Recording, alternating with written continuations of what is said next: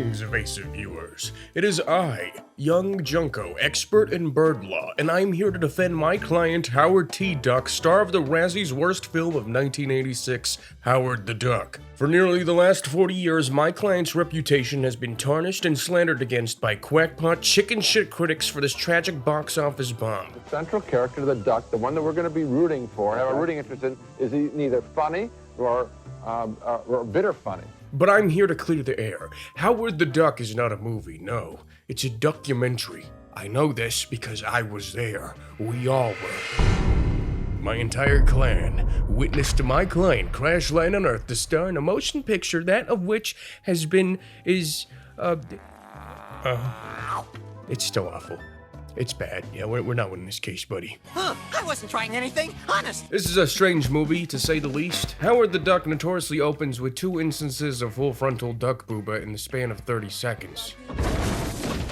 But the rest of the movie is this whiplash between what's a squeaky clean Full House type family movie that no one older than the age of 3 years old would find funny, followed by things like Marty McFly's mom showing off her ass and pulling out a condom for Howard's corkscrew.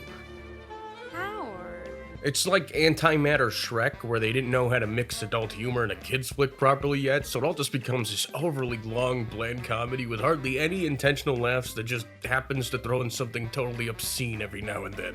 I just can't resist your intense animal magnetism.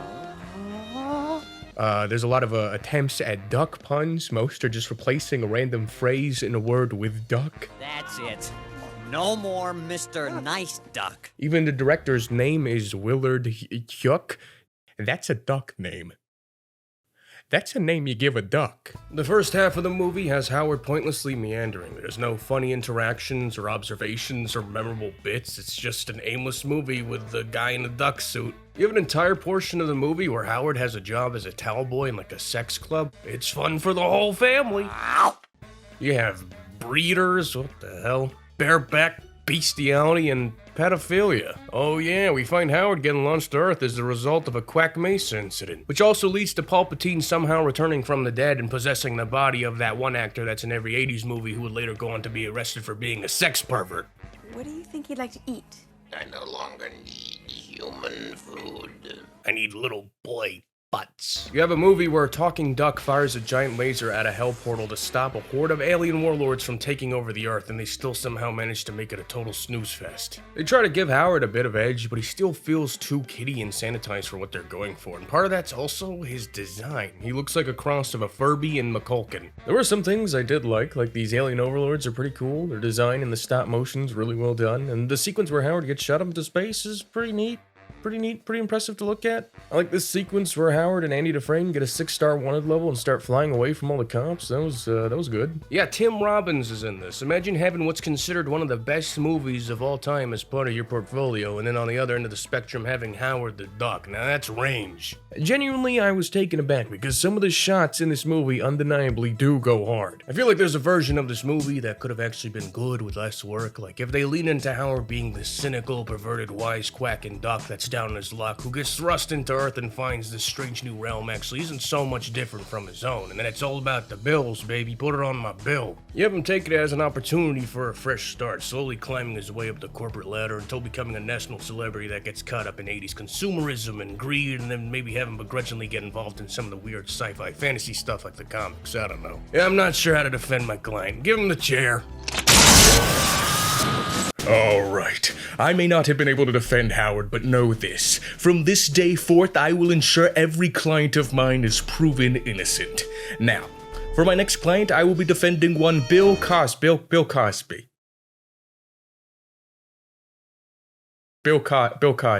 I'm good. Your Honor, I would draw, Your Honor. I'm good. We're done here. We're done.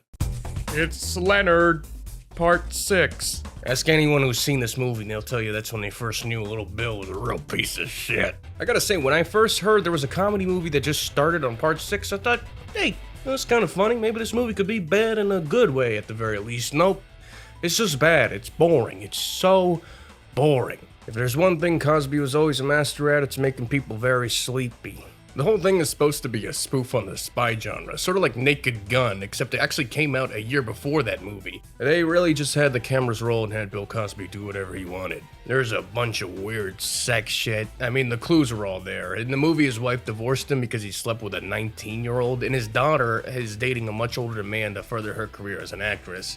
So then Leonard has to see her flash her tits on stage for no reason. No reason. None of these scenes add anything to the movie. I think Cosby just wanted to look at some young girl tits. The whole film has this weird lethargic and slow energy to it. Everything from the dialogue to the editing, it's like watching a movie at 0.5 speed. The movie opens with Leonard and an assassin having a little shootout in the kitchen, the joke being that what they're doing is actually helping prep some of the food. Okay, could be funny, but the pace of it all is so bizarrely off by a step. Every gag and bit is like this, like they took something that was maybe a 3 out of 10 joke at best and spread it so thin that you ask yourself, was there even a joke at all to begin with? The plot follows Leonard being the best agent in the world who has long been retired until being pulled back for one last mission after a bunch of animals under mind control start killing people.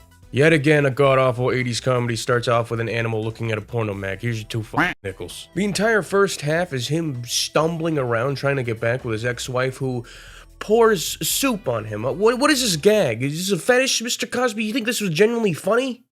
So we haven't poured the soup on the soup with the boop with the scoop the boop. Cosby doesn't have a single funny line or hook to his character. You can tell he's just putting zero effort into any of this. It's almost like he said, yeah, I'll do the movie, but I don't want to look too stupid. Don't make me look too stupid. Most of these so-called jokes are what the most boring, uptight person in the world would think being silly is. Oh, look what, oh wow, he's being a ballerina, that's so girly. Oh wow, he's doing a silly fitness tape. How could he subject himself to that? Oh wee. You know what I mean? It's like he thinks these things are so beneath him that just him doing it will be funny. What a piece of shit. You know what really makes me mad though? It's completely unfair, because everyone else seems to be trying but him. There's a part at the end where Leonard frees all the animals in captivity, and I just want to take this time to recognize this bird right here, who in this 5-second shot bends the bars of his cage with his beak and breaks free.